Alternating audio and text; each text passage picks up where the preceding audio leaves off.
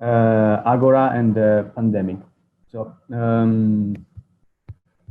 when the COVID crisis arrived, we Eutropian, as a group of researchers and policy advisors, of course, our work was affected as well by this new situation. So what we started immediately was to take a lot of information about how to deal with the new situation with social projects and cooperative initiatives of cooperatives in our cities. So during the lockdown, between March and May, we had a weekly webinar. This is why we are now sharing these insights. When in every webinar, we were exploring different fields, for example, social inclusion, work with refugees, food, community spaces, NGOs.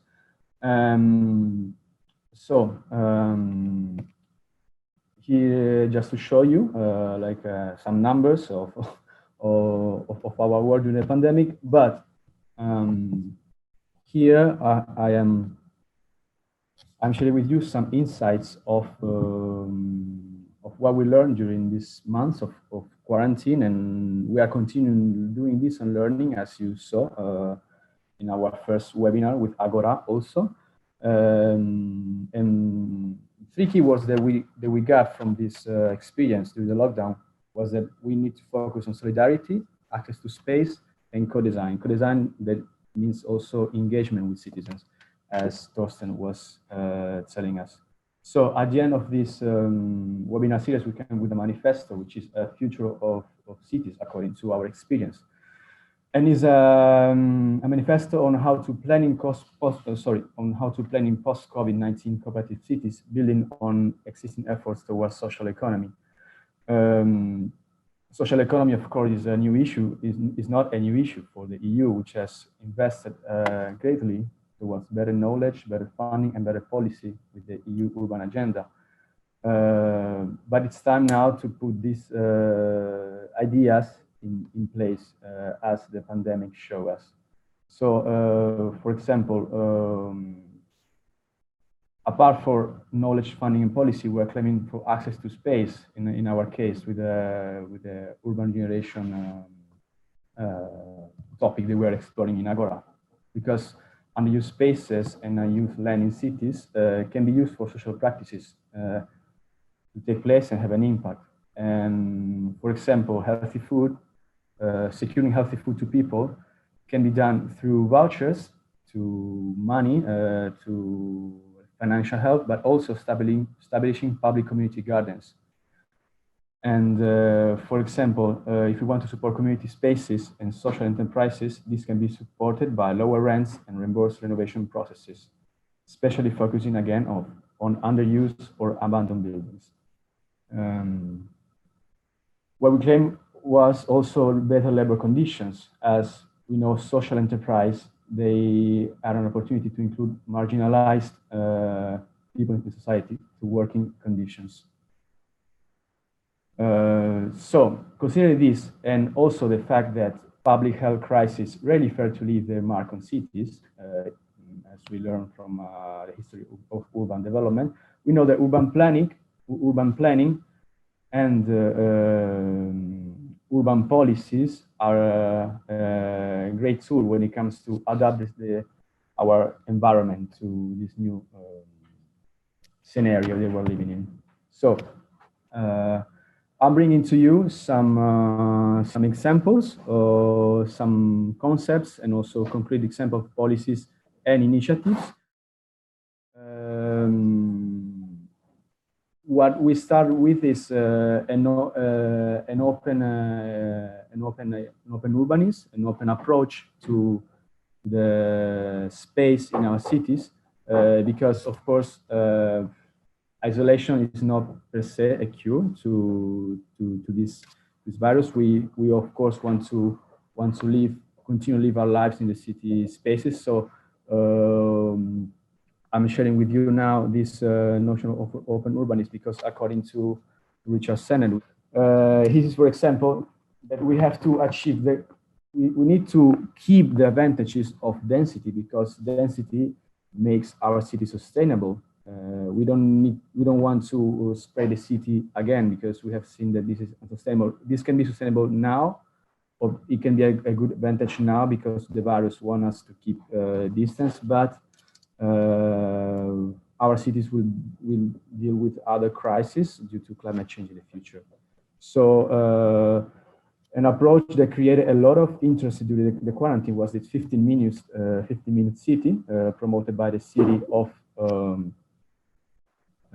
Paris, but where you see it aims to have a polycentric city where every neighborhood, every people living in a neighborhood could reach all of these public facilities in 15 minutes. So inspired by this and also having in mind citizen engagement and an adaptation to a new scenario, the city of Milan already started in mid-April, building on public-private partnership and a comprehensive thinking of how to adapt. They started thinking about measures to address this new scenario. So here you see the timeline. So it was a very participatory process. They had a vision in mind already. This vision corresponds to 5 governance priorities to the recovery phase. And starting from these 5 governance priorities, they envisioned 9 policies that have to be developed in order to adapt the special asset of the city, but the whole life in a city. So for us as urban planners and doing with urban regeneration, what is important here is to see how in this point 8, infrastructure, housing, and public works, they saw a possibility of do immediate actions. So as soon as they planned this, they were already adapting with this series of temporary reuse, for example, of construction and development premises for facilities to cope with the pandemic. For example, there was a field hospital totally set and built on a former pavilion of the Expo of Milan 2015. So adapting spaces that are also private, but the city managed to negotiate with private owners to adapt, for example. This was a very important case, for example, but in other cases, more small scale, like the Scuole Aperte, to have these open schools during summer months to welcome people and use closed green areas for activities and educational assistance. So this policy from Milan teaches a lot, especially because Milan was the first city in the Western world to be affected so hard by the pandemic. So from a new policy, adaptation strategy, to a series of more very local and very root in their context activities. In Naples, again, from Italy, I'm showing you 2 different approaches. A big city that can afford to invest and to really engage also with investors, for example. And in Naples, where instead there was the COVID-19, the first wave of COVID-19 was not so hard. There were not many problems related with public health, but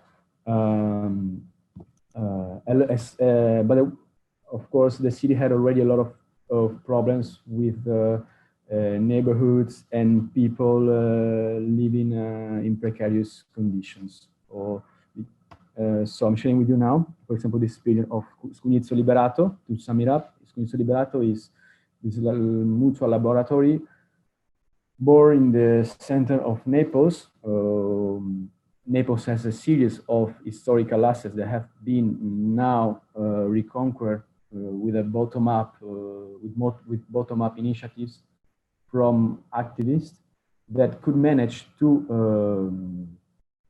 deal and to have a policy for urban commons in the city of Naples. Of course, it is not only the merit of the of the activists, because there's a whole vision of Naples regarding urban commons behind.